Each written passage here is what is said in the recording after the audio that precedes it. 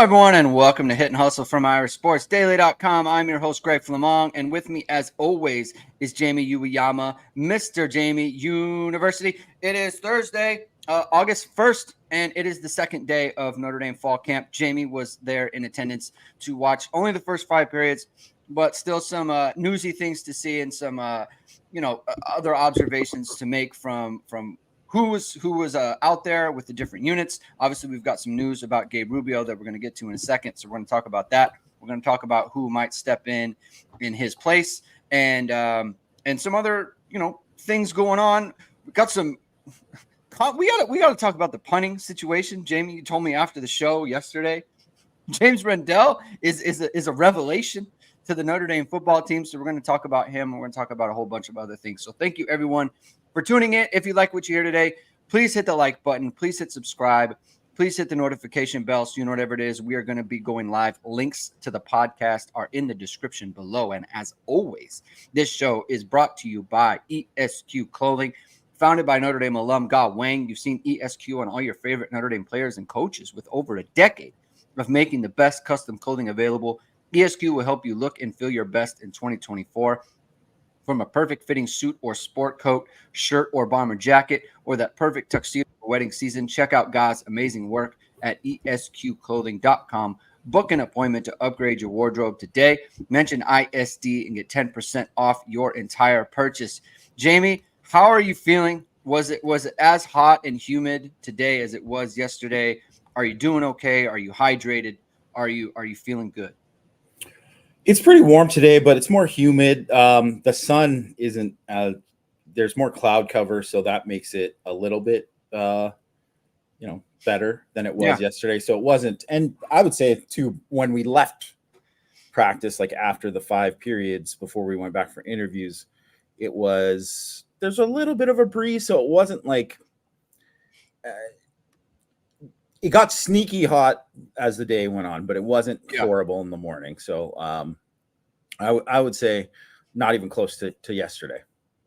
Good. I need you fresh, man. I want you to be fresh. I want you to be in good spirits and everything. Real quickly, Nathan Urbach's in here. Let's go, boys.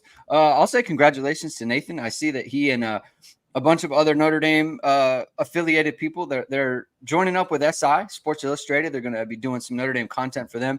That came out today. So congrats to you, Nathan. That's a good job by you. Glad to see you, getting into the Notre Dame space there. That's good stuff. Blayberg asks, is it true Jamie speared former coach Greg Madison? Is it true?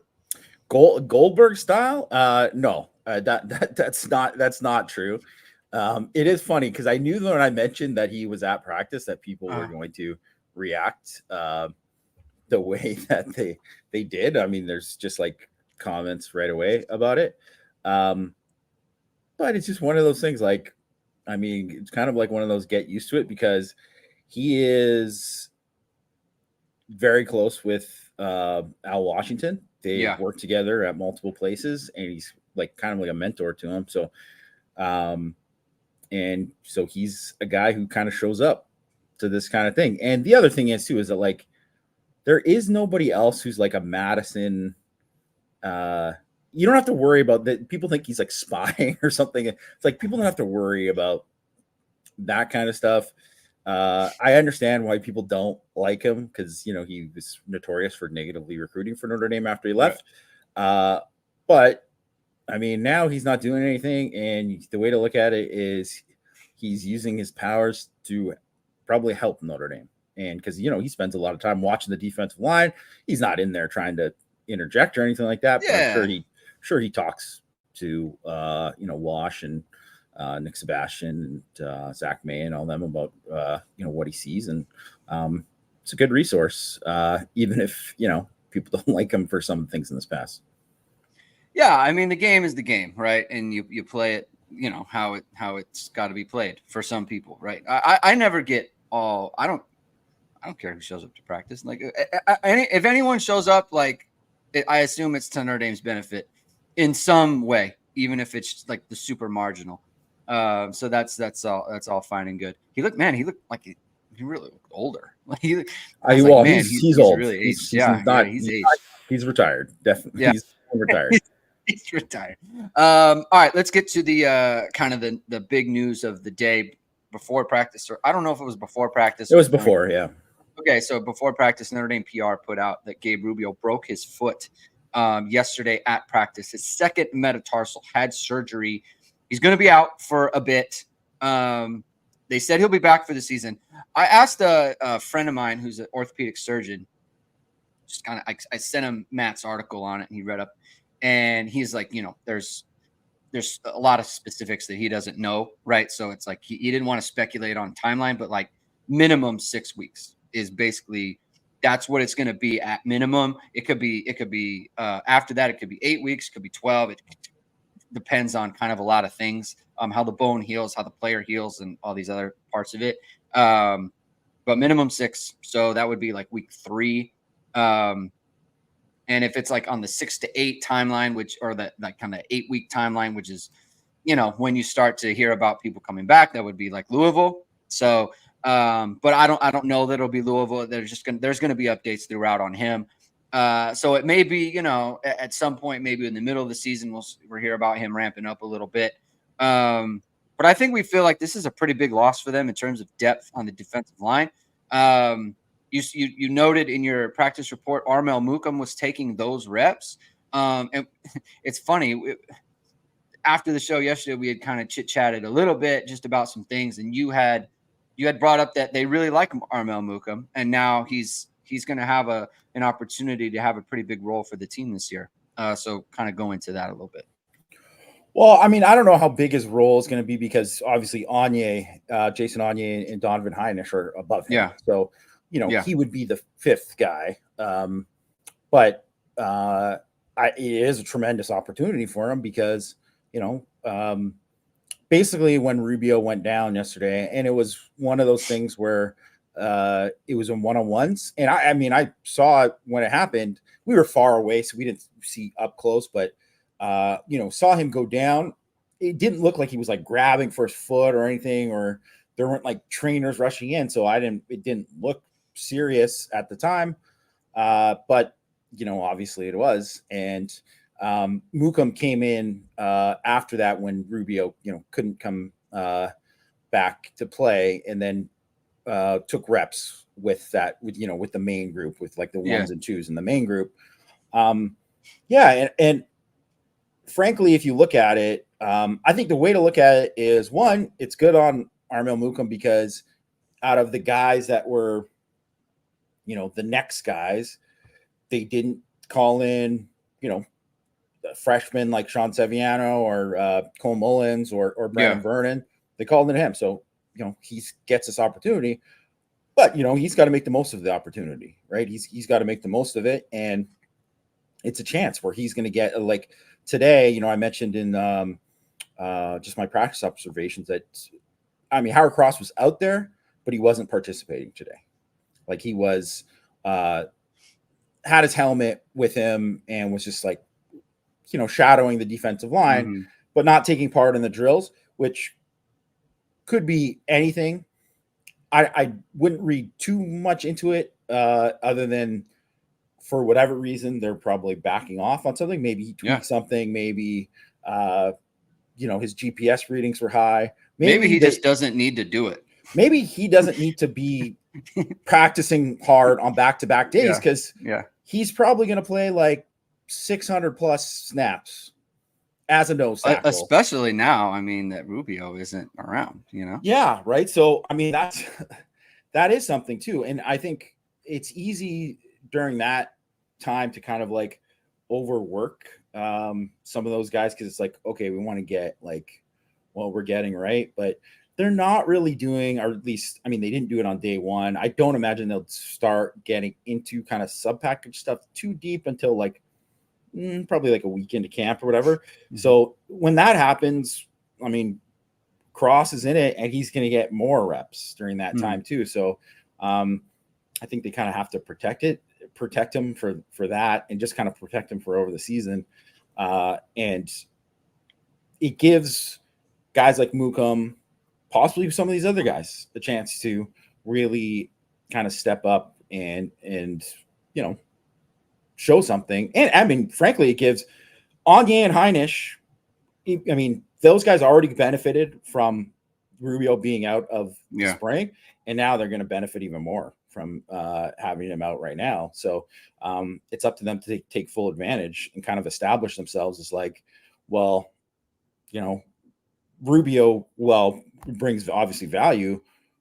Maybe they don't need him as much if these guys are stepping up. And I'll say too, Donovan Heinisch, I mean, it's size is always the biggest thing with him, but he's a good player, man. He's a really good player. He's just, I just wish he was bigger. That's just the one thing. And he just really, he doesn't even have the same frame as his brother.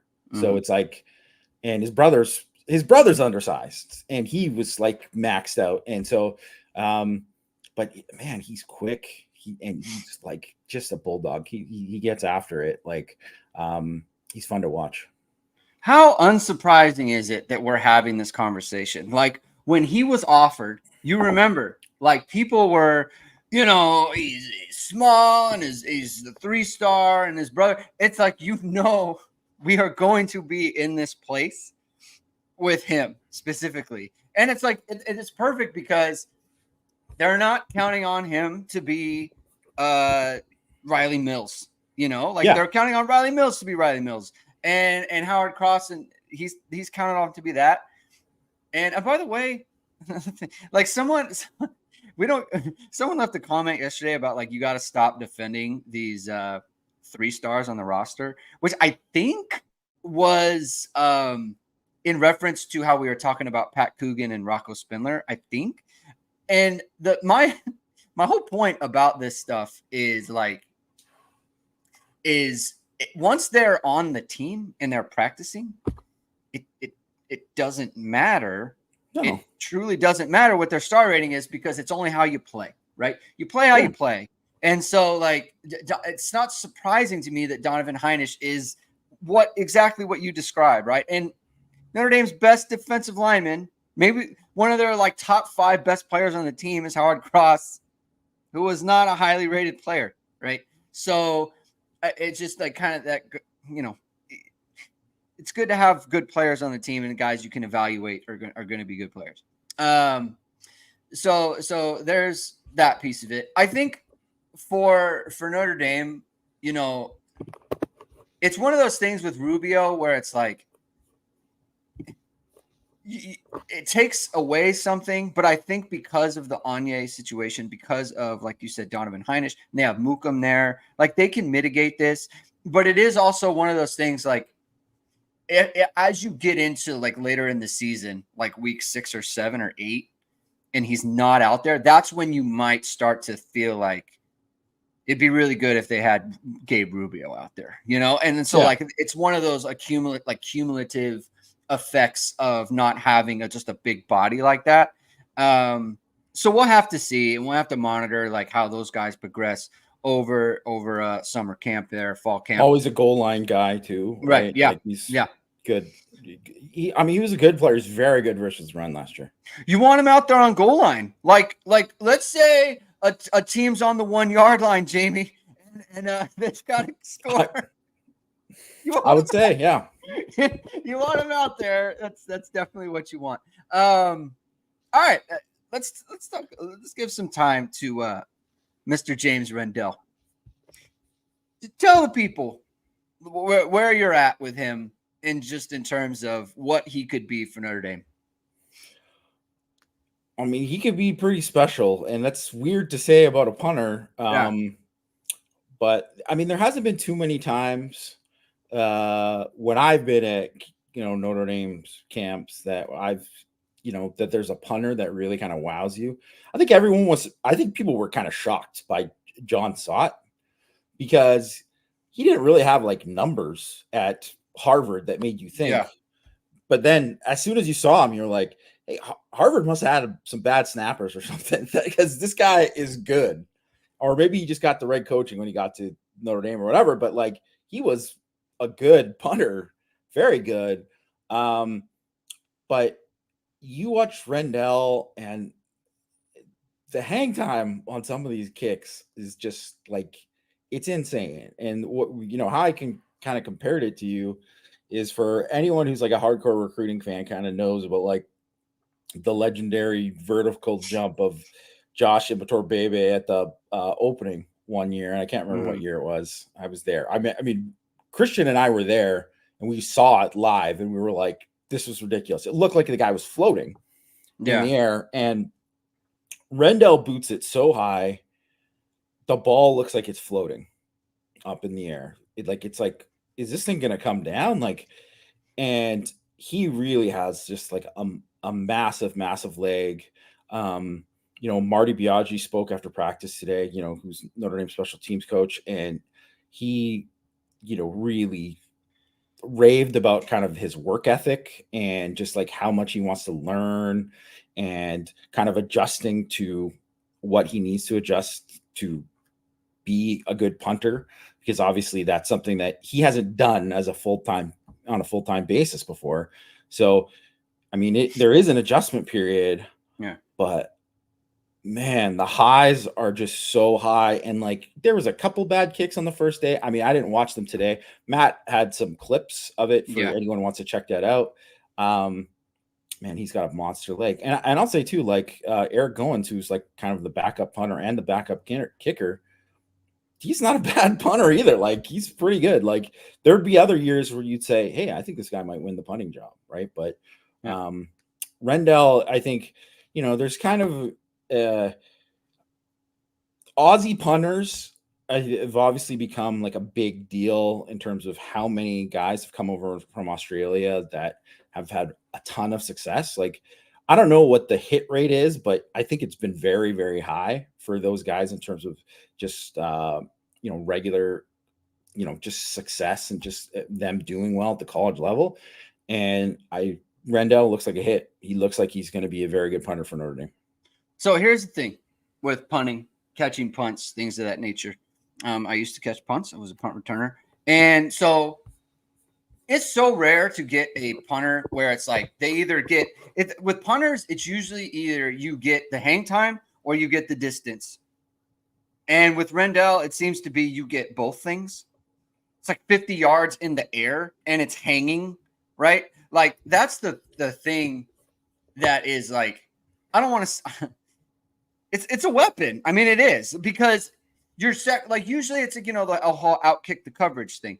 If you can kick it 50 yards in the air and then it's hanging in the air for a really long time, then you get the best of both worlds. Your coverage is getting down there and you get the distance that you can't return the ball. Like, that's perfect. The other part is, in listening to you guys kind of talk about it and the way you're writing these things, he doesn't spin it the way the ball doesn't spin in the air the way that it normally does. In punt returners, they gauge that. That's what they're looking at, the way the ball is spinning. Is it going to turn over, right? If it is, then the ball is going to sail, right? And you got to turn back. So, like, punt returners are very closely watching the way the ball is spinning.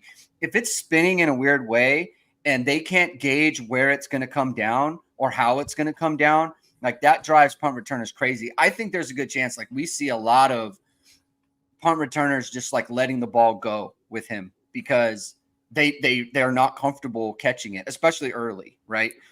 So that's really interesting that you say this too, because I would say the one thing that kind of stood out was on his very first punt yesterday, when they were, potential punt returners were back there catching, and Jane Greathouse was back there, who obviously, if people know, he was a punt returner in high school. Yeah. And it makes sense that he would be a possibility there because he's extremely reliable hands. Like, probably, I would say probably the most reliable hands out of any receiver on the team. And first punt, he muffed. And it was, it was surprising, but I think it was because of the spin. And I think that had a lot to do with it. So, I mean, that's another way he could be a weapon. Yeah, it's just like usually when you get the Australian punters, they do it a certain kind of way. And I'll say, just point out that he did not do rugby. It wasn't a rugby style kick. Right. So it was straight punting, but it came off different. I don't know. Yeah, if it comes off a different way or whatever it might be, it's just confusing for them with the ball. And I'm telling you, returning punts is like Returning kickoffs to me is like so easy. The ball it flips over and you know where it's going to come down. You don't have to really think about it. They're not hard balls to catch at all. Returning punts is a skill, and you have to be able to read the ball in the air. And if you get a guy like Rendell who you just can't read it in the air, then it's tough, man. It's very difficult, especially if it's getting the hang time too. Because if it gets way up in the air like that, then the wind comes into play even more. So there's a lot going on there. So that's going to be something interesting to track there.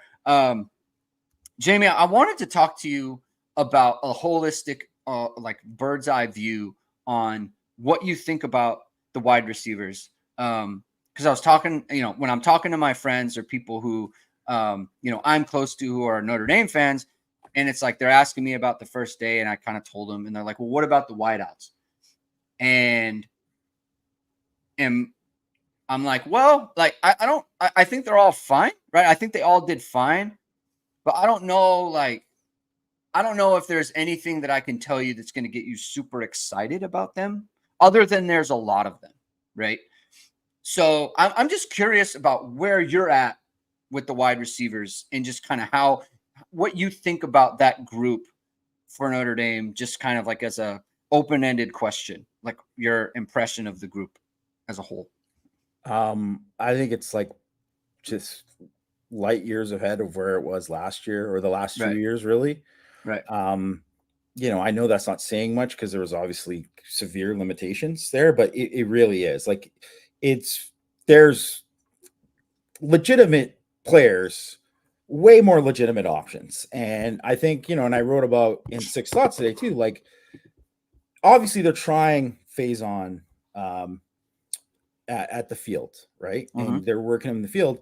And one of the reasons they're doing it is because, one, to get guys more opportunities, right? So it's like guys are they're gonna have different packages. And Mike Denbrock talked about this today after practice, that you are gonna have different packages where sometimes blank is in the slot, this guy's to the field, this guy's narrow here, this guy's to the back. Like you're going to have different things that where guys are going to line differently. And there's obviously guys going motion, and there's all these different things, right? So that's part of it. So that's one of those things, is you got to be able to get used to that. And the other thing is that they didn't really have that was a one spot where they didn't have the depth because they had Chris Mitchell. And although I think everybody thinks like it's safe to assume Chris Mitchell would have been penciled in as the starter there, there wasn't really anyone pushing him, because behind him it was like freshmen, and that's a tough ask to ask those freshmen to kind of start. And they kind of have, it's funny because before they didn't have enough guys at the boundary. They had like no one at the boundary. Now they have like 3 guys at the boundary who are pretty good players. Yeah. And they have multiple guys who can play in the slot. And they didn't really have anyone else who was there who was a field guy. So it made sense to get somebody else there to just to push Mitchell to, make him kind of earn it a little bit more than he's had to so far. Not to say he's been bad by any means, but I'm just saying, like, it's just good to have competition, and it's good to have someone like, that it's just not your spot for that's it. And there's no one else there. Like, I think one of the things with Rico Flores last year is like, he didn't really play well enough to earn it.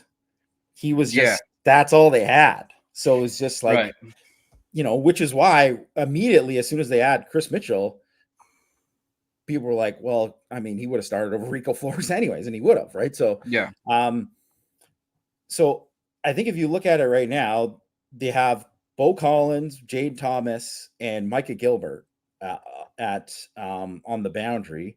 You have Greathouse and Jaden Harrison in the slot, who Harrison has looked way better at receiver than I think anyone expected.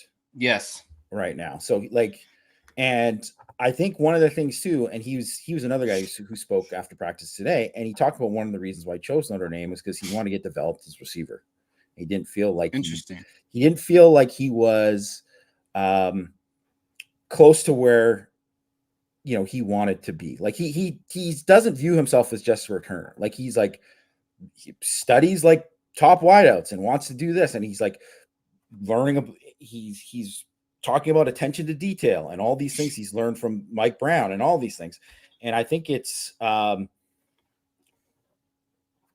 important to note that like the guys that I think so someone like Harrison and Collins, especially Collins, I think has really been a surprise in terms of, I don't think people thought he was as twitchy as he is. Like he's a big body, but he's way twitchier than you would expect, because so many people think of kind of Dion Colsey being like a big body there. Yeah. But, a little bit stiff, just kind of like a straight line guy, not really a guy who's going to wow you with short area stuff. But Bo Collins has way better feet and just a lot quicker and a lot more precise as a route runner than I think that most expected he would be. I think really kind of goes to show too how he was kind of wasted, and they're just running slants and goes all day in that Clemson offense. So they're just really, I would say if you're going to talk to your friend, anyone who's talking to their friends about the Notre Dame receiving group, I would say deep and intriguing. And they will be at a level that is good. Whether they can be at a level better than that, I think that's undetermined. But I think they're going to be at a level that is good because Jay Greathouse is a player. He is going to be a guy for them. He is a very good player. I think people, just based on everything we saw from Jordan Faison last year, whether or not he plays at the field or they move him around or he's just like a weapon that's used in different ways, I mean, he's a player. You want to get him the football. He's going to be a guy you want to have after the catch, to get the ball and make plays after the catch. And, Jane Thomas is a good football player, and Bo Collins is a good football player, and Mitchell, definitely can get vertical. Harrison can. They're faster. I would say just more athletic, and they're just deeper than they were. And it's not to say that it's anywhere close to elite yet, or they haven't proven that yet, but certainly where last year, if they were playing teams that had NFL corner talent on it, you're like, oh man, it's going to be a long day today, because I don't know how these guys are going to get open, which is why it made it so hard to throw the ball against like Ohio State, NC State. That's why they had to do all those play actions at tight end and stuff, right? That's why Mitchell Evans was eating, because he could win, but the other guys couldn't. So I think there's a tons of reasons for optimism about the wide receiver position. Did you? This is a silly question because I know you saw it, but the clip, the thing I put up on Twitter about how Chance Tucker, that's a one-on-one and missed the jam on Bo Collins, right? And Bo Collins is open by, he's open by like 7 yards. Now look, it's to a point about being twitchy, right? It's one thing, like Chance Tucker, like apparently he had a very rough practice yesterday. He did. I don't know about today, but the thing is that he is not a bad athlete. In fact, he's a good athlete. And when we've seen him get beaten by in games, like he's there, he just gets beat. Bo Collins, like you miss a jam on him and he's open by as much as he's open on that kind of play. Like that's to your point about being twitchy. Like, man, that's separation. Like that is really good. Just I'm getting away from you. You missed a jam and you were out of position and now you are getting barbecued. And that is like to your point about the twitchiness, right? People look at that and it's like, well, it's Chance Tucker. It's like, yeah, it's Chance Tucker, but that's really cooking a guy, And so that just kind of goes to the point you made. There was the other thing that this is why I like it when Notre Dame puts out these clips, because you can always pick up just some little things, like the one-on-one rep they showed with Jaden Harrison and Jordan Clark in there, where Harrison's running like an over route. Like it was such a good clip because it was a really good rep by like everyone involved. Like I thought Jordan Clark's rep was excellent on that in a one-on-one situation. If you're got out of the slot, receivers running an over route and you're playing outside leverage on him, so basically funnel him to the middle, you're probably going to lose that rep if he runs that particular route. But like he was there, he tried to undercut it, and it was a really good throw by Angeli, and so it got completed, right? And I thought the route that Jaden Harrison ran, where he had a really smooth release, he set him up inside and then gave him a little stick outside to make sure he didn't completely jump the route, and then he ran his over route. Like to your point, he wanted to learn how to be a wide receiver. Like that is I am a fifth year wide receiver route, and I'm going to run it. And like, even if you have good coverage, I'm going to win on this rep. And so it kind of goes to your point. Like he is a much better wide receiver than I think most people would have thought. Like I think people thought, oh, he's going to be a kick returner, and that's going to be his main thing. It's going to be hard to keep him off the field. That's the way it's trending. And I think my main concern with wide receiver is, and this is like more of a devil's advocate thing than something that I think is going to actually happen. But my main concern is they have a lot of options, and I just think it's hard. I don't want to say it's hard. It's more difficult to kind of thread the needle of hitting that perfectly and getting the most out of what it could be than it is if you just have like LSU last year. Just use that as an example. Like, you have Brian Thomas, you have Malik Neighbors. Like those are your two guys that you are going to count on. The best passing games that Notre Dame's had in 09, you had Golden Tate and Michael Floyd. Like those were your guys. In 05, Stovall and Samardzija. Like those were your guys. Never came off the field. Tate and Floyd never coming off. Neighbors and Thomas never coming off the field, right? Like these elite passing games, they always have these guys that it's like, yeah, they might have depth, but they have those one or two guys that are never coming off the field. And I feel like Notre Dame doesn't have those types of players, but they do have a bunch of guys that deserve to play. And so threading the needle on maximizing that situation could be difficult. And so that's something to track. Your thoughts on that? Yeah, it's one of those things where, Marcus Freeman said after practice, 6 or 7 guys that they, are kind of planning on playing, right? But out of those guys, you got to have 2 or 3 or possibly 4, but like really kind of guys separate from that, because not everyone, it's not going to be evenly split. And it's not going to work that way, but that's also why too, when they talk about, when the coaches talk about Jaden Greathouse, like they view him as like, he's going to be one of those guys. Like he will be one of those guys. So I think it's just Jaden Greathouse will be one of those guys for them. Who else is it? Who are the other? Is it right. Going to be Bo Collins? Is it going to be Chris Mitchell? Is it going to be Jordan Faison? Is it going to be Jane Thomas? Right? Who's it going to be? Right? Like, because that does kind of separate you too. You want to know, because it's like, well, we need a play. And we know we're going to get this out of this guy every game. And while it's nice to have someone like, hey, someone could just go off for, 4 for 120 in this game. That's great to have, but that's also not something you can count on all the time. And you want to have people you can count on. So I think it's just kind of finding, who those top options are. And it's going to be interesting to kind of see what they do. Yeah. I got to shout out Irish One. Thank you thank you very much for this super chat. That is very cool of you. Thanks for all you do. Thanks for being on the show, man. I appreciate your attendance, and I appreciate everyone's attendance who is here listening to us discuss Notre Dame football. And if you want to help us out, you can hit the like button, you could hit subscribe, and you can hit notification bell so you know every day as we're going live.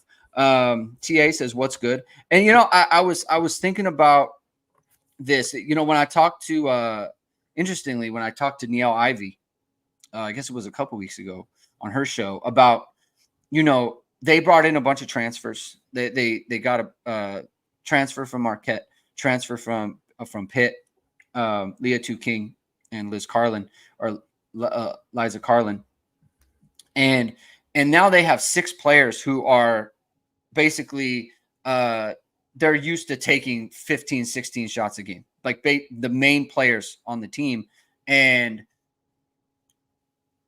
I asked her, like, is it hard to, get everyone's kind of role identity kind of in sync, right? And she said, that we just showed up at practice and everyone just had a good feel for each other, and it just worked out. And that could be the case for Notre Dame, where it just they know how to maximize it and it works out really well for them. And that could be the case, right? That's a available possibility to happen. But we're gonna kind of have to see. We're gonna have to monitor that. Blayberg is asking. Just could put this up here. Jamie, is there behind? Saldate. What's behind? Is there Saldate hype? Basically, hearing to the prior, or is Saldate impressing people? I know Matt has been impressed with him. He's always been impressed with him. I think Matt had a blurb about him in his practice report, which I encourage everyone to read. Your practice report is up. Is there truth behind the Saldate hype we were hearing prior to the start of camp? Okay. So Matt's report is up. Jamie's report is up. So when you're done with this, check out irishsportsdaily.com and check out those practice reports that are ready for everyone to read. But is there truth behind it? Have you talked to Matt about it? I don't know how much you're watching the whiteout specifically, but what are your impressions? Well, I didn't get to see a lot of him because he wasn't with the main group yesterday, and Matt was kind of watching more of the wideouts while I was watching more of the line yesterday. Yeah. But Matt, from what I've heard from Matt and from what I heard from some other people too, like, yeah, he's legit. Like, he's going to be someone that it's not like crazy for him if that he plays this year. Like, it could happen. It could happen. Like, he's looked good. He's looked good. He's looked good in the summer. I think he's looked good in the first couple of days. And then the other thing is that, Jaden Harrison was asked today about him too. And he said, he's not like a guy who just arrived in the summer. He looks like he's been here for a year already. And that's always a good sign. So, I mean, I guess it depends like how much hype people are believing it. Like, if you think like, oh man, this guy's going to be like a superstar this year, like, no, slow your roll. Like, just everyone just chill. But if you think like, yeah, he's going to be a good player for Notre Dame, like he looks like he's a hit for Notre Dame, like I would say, yeah, that's how they feel about him. They feel very good about him. I think, I mean, they obviously feel good about Micah Gilbert as well. And they feel good about Cam Williams. Look, the class, that's a good class. Yes, it is a good class. And, Greathouse has eligibility remaining. And Faison has obviously eligibility remaining. Jaden Thomas has eligibility remaining beyond this year. So, we're gonna have to monitor that situation. The Notre Dame situation beyond 2025 recruiting, which makes it feel Smith. like what? KK Smith as well. KK Smith, yeah, no, for sure. I'm always forgetting these guys. The Notre Dame situation beyond the 2025 recruiting class, I think it kind of sours it, right? And when people talk about like, oh, Deuce Knight, the 2025 class, like it's going to keep them away from Notre Dame. Like, Notre Dame has a lot of underclassmen talent that someone is going to throw the ball to. And Notre Dame's quarterback situation is good too. So we're gonna have to monitor that as we go forward. Tyler Borgman is asking, what would you consider a successful year out of Cam Williams to look like? I would say like if he makes his way off of the scout team, I would say that's a successful year for him. I'm curious to get your thoughts. Yeah, I think that would be a successful year for him. But I think the main thing is, they don't need to count on him this year. Um, but if he can put himself in a position for coming out of this year where all of a sudden it looks like, oh, like, all right. I mean, Cam, like the engine's going, like Cam Williams is going to be a dude this year. Like he's going to be a factor in 2025. That's the main thing I think to get out of Cam Williams, because his potential is so sky high and he's big time speed, right?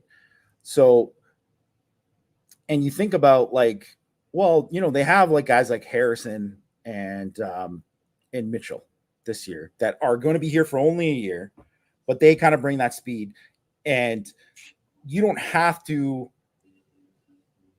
like play Williams before he's ready. He doesn't have to be like I try to be like a Golden Tate in 2000, whatever, 7 or 6 or whenever it was, where he's just running go routes. Like you don't have to do that. But if he's at a point where by the end of the year, whether he's playing or not, they're talking about him like, oh, Cam Williams is going to be a problem next year. Like he is going to be very, very good. I think that would be 100% a successful year for him. So I think it seems like there's some concern about, I think Tyler is thinking about transferring. I'm not sure this is easy to ask Cam. Well, I kind of get it, just because he doesn't really know the player. He doesn't know the player, and like in today's environment, like look, Notre Dame just had a whole bunch of receivers. I mean, look at Braylon James. Just kind of was. Yeah, like I mean, he should have understood that he wasn't ready, but he just was out. Like, so I get it. And yeah, like I just transfer. Yeah, like I totally understand the question. My thing is like, I think for Braylon James, like for last year specifically, like it's hard for someone to sit when the guys ahead of them like aren't really producing. Yeah. And I think for Cam Williams, like when you're at practice and you see Chris Mitchell out there doing stuff, and you see Jaden Harrison, and you see Bo Collins doing stuff, and Jaden Gray, it's like it's very easy for a player. And I think just watching Cam Williams and how he, they've got him on the cam with the microphone, he's always doing these interviews and stuff.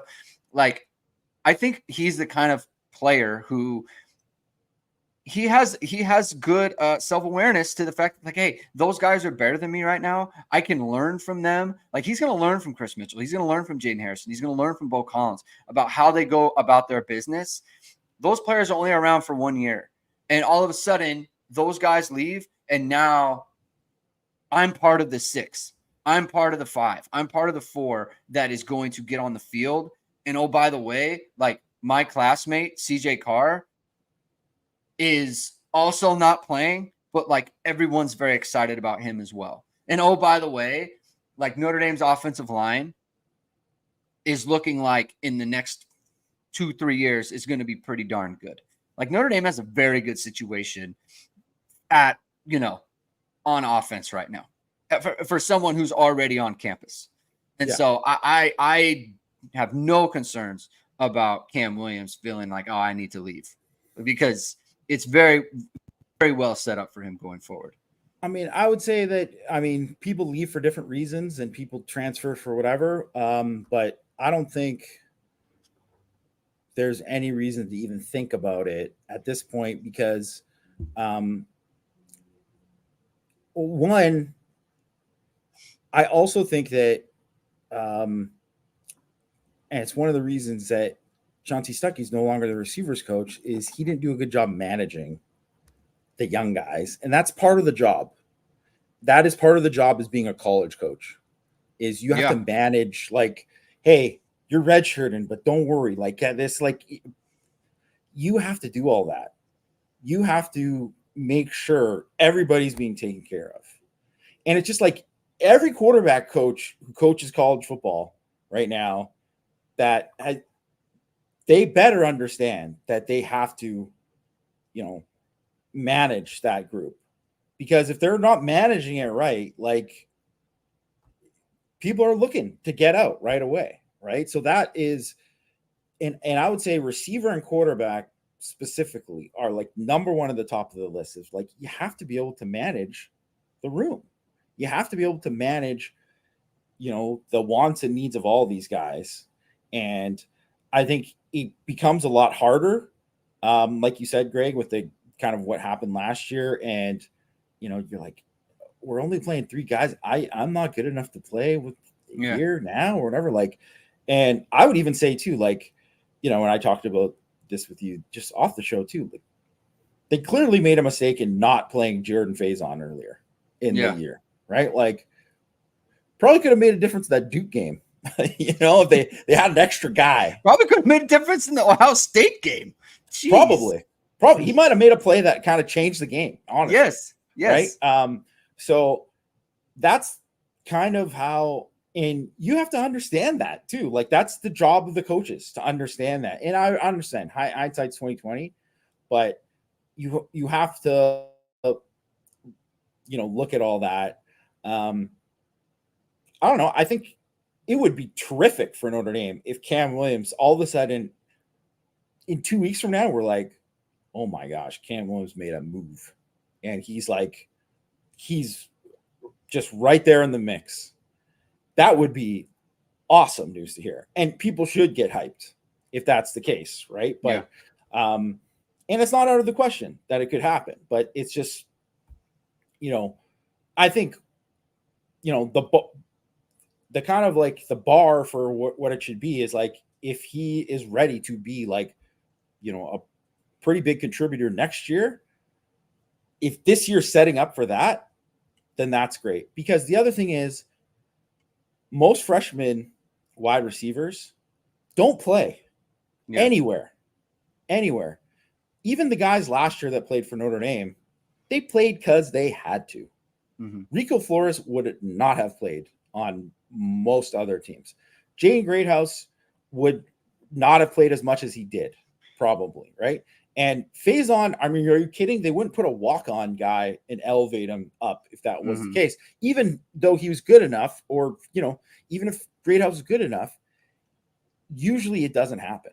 And I would say Greathouse was probably one of the most advanced guys because of the offense he came from and his physical ability and all this kind of stuff, and just like his work ethic and all that. But it just doesn't work out that way for a lot of guys, and especially for a guy like Braylon James, who was like all caps raw. Like, he needed a lot of work. But that's also too, you have to understand that, hey, this guy has to understand this is what you need to do in order to play. And maybe that wasn't communicated well enough to him. And as long as they're doing that part with guys like Williams and whoever, then it's nothing to worry about. Yeah. Notre Dame has raised the bar at wide receiver, and you can raise the bar with your media company by going to VSR Media. Founded by Notre Dame football pregame host and Emmy Award-winning anchor Vahid Sadrazadeh, VSR Media provides professional and cinematic video and photo. Whether you're looking for a collegiate or pro-level highlight reel, have a personal story to tell, or aiming to diversify and grow your business, VSR Media specializes in short and long-form video storytelling, social media management, and website design. VSR Media also captures professional headshots, senior, and sports photos. Contact them at vsrmediacompany.com. Mention Irish Sports Daily to receive 20% off your first project. Visit them online or give them a call at 574-800-9106. Thanks for being here, Nathan. We'll talk to you soon. All right.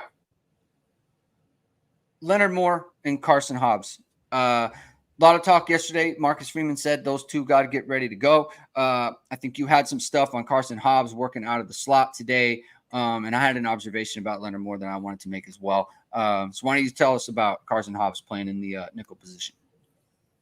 Yeah, I mean, I obviously didn't get to see too much of him today, but just when they were doing some 7-on stuff, I just watch him and he doesn't look like he's swimming. Yeah. And frankly, when you see a lot of young guys, when they're out there getting thrown in there, they look like, all of a sudden there's like a crosser going across and they're late to it. And there's a check down in front of them and they're slow to get to it. And it's a little bit what Marcus Freeman talked about yesterday. playing fast and processing things fast. And if you can't do that, you can't play. I mean, doesn't matter what position. Doesn't matter what position. Doesn't matter what your physical ability is, right?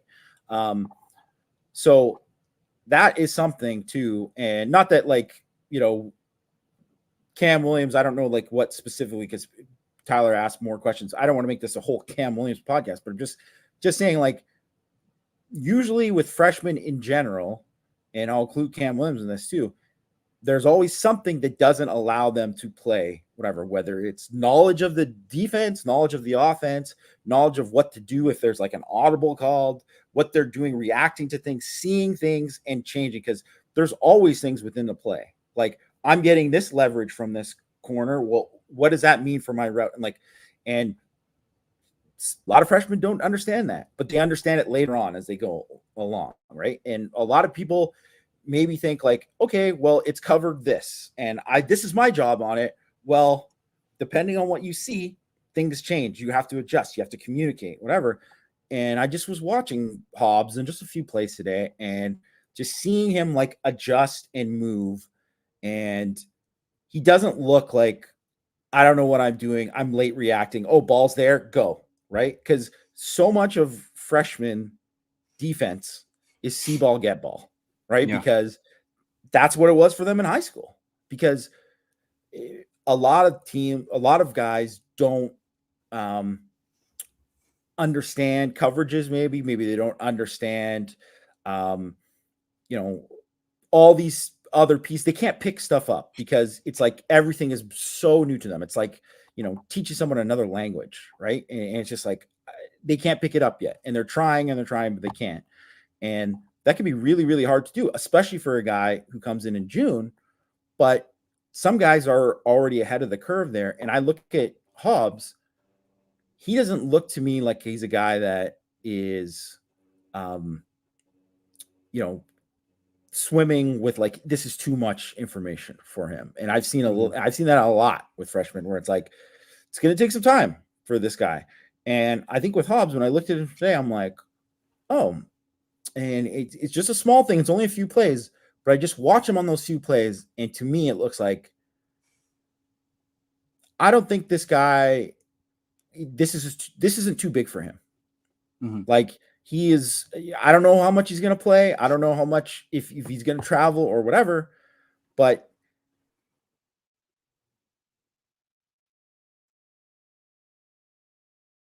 did I lose him? Did Jamie leave us? I'll give him a second. All right. Hopefully he unfreezes. So he's making a point about Carson Hobbs, and it's a point that I totally understand. When you watch a corner play, when you watch a defensive back play, you can always tell. Let's see if Jamie's back. You back, Jamie? Yeah, I just switched to a hotspot because sometimes the internet breaks. Oh, okay, you froze out here, so I just. So I was just going to make a point about Leonard Moore too, because I understand what you're saying about Carson Hobbs. Like, there are so many things that you have to do as a defensive back, just to even get lined up and to think about, like, especially out of the nickel spot, where it's like you have to process a bunch of different things kind of all at once. And something I noticed about Leonard Moore, that Matt had a couple of clips of, of the 7-on-7 stuff, is Leonard Moore was kind of the same way. Like, he's passing off a wide receiver to the safety, and then he's jumping the flat route. He's passing a flat route off to the linebacker, and then he's jumping the go route, right?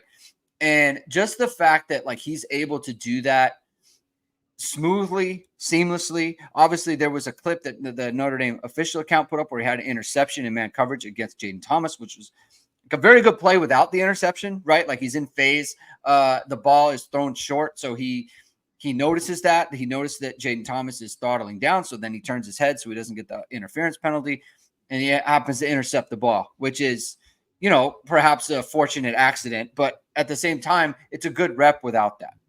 And that's what you want. It's like, you want good reps. And so not just that, but it's like, he's a really good-looking athlete too, as far as like the way he moves around. He's very fluid.